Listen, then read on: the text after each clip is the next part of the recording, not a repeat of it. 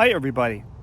Today we're going to Fort Cooper, which is near Inverness, Florida.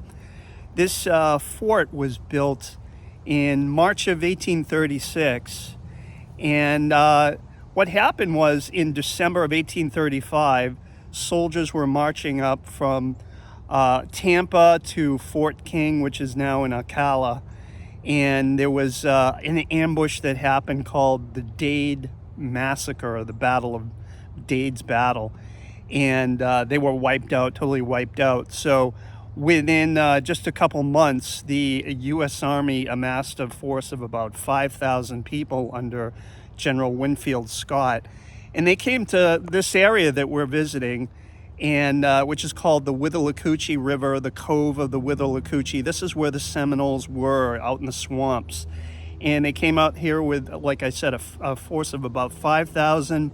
Scoured the area.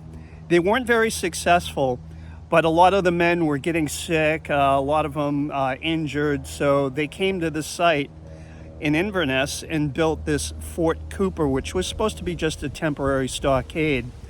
400 of these men were left here, and Scott took the rest of the men and went on, said he'd be back in a few weeks.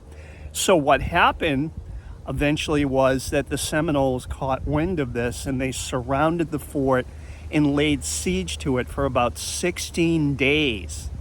Now, from what I can tell, only one of the men on the inside of the fort was killed, but they did make sorties outside the fort and injured and killed a number of the Seminole warriors. We don't know how many, but they did fight the Seminoles. It didn't look good because they were running out of food, and it looked like there wasn't going to be any hope. But then eventually they were relieved, and the troops came in and rescued them, so to say, and the Seminoles moved off.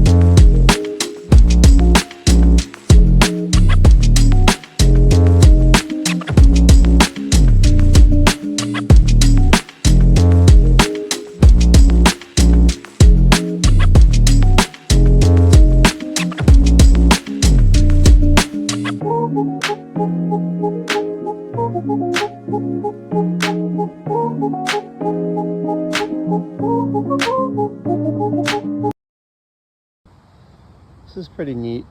These markers at the site show the actual parameters of Fort Cooper. I'm going to step over here and see if we can focus in on the one down there. You can see that in the distance. And then all this was the interior of the fort here. And there's the other one. And there's probably one off in the distance over there. I don't know if we can get at the other corner. See, this area is very quiet today. It's almost kind of spooky. There's nobody here except for me and Kathy. And what they did was they built a little example of what the stockade wall might have looked like, the portion of it. This is all they did simply was cut down trees, dig about 3 or 4 feet down and plant them in there right next to each other. And this whole area was circled with a palisade like this. was pretty big.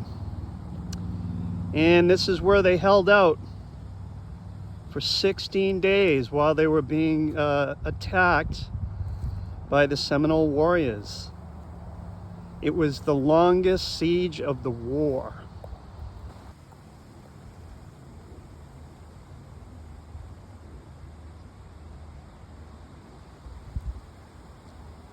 I think in reality the gaps were probably a little tighter than what you see here. But it's a pretty good recreation of what a palisade looks like.